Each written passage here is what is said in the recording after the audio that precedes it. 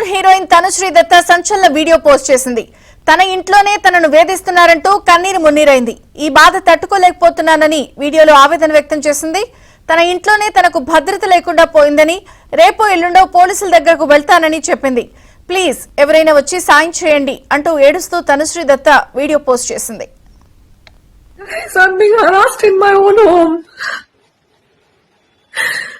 मुझे मेरे ही घर में परेशान किया जा रहा है. I just called the cops.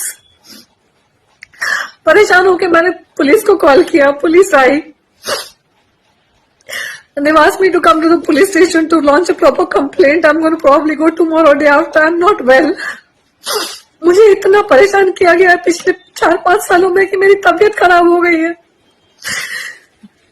मैं कुछ काम नहीं कर पा रही हूँ. मेरा घर पूरा एकदम मेसी होके पड़ा हुआ है. I can't hire even maids because they planted maids in my house.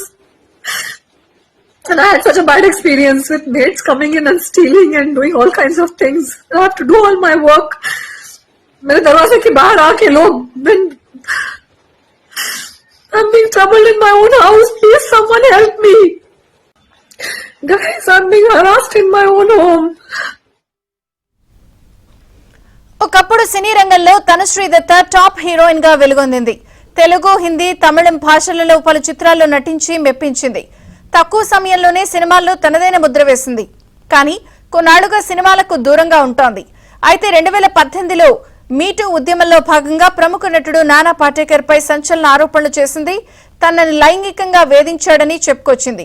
ఈ కేసులో నానా పాటేకర్ కి క్లీన్ చిట్ దక్కింది. అయితే ఇప్పుడు తన ఇంట్లోనే వేధింపులు అంటూ తనుశ్రీ దత్తా పెట్టిన వీడియో చర్చనీయాంశంగా మారింది.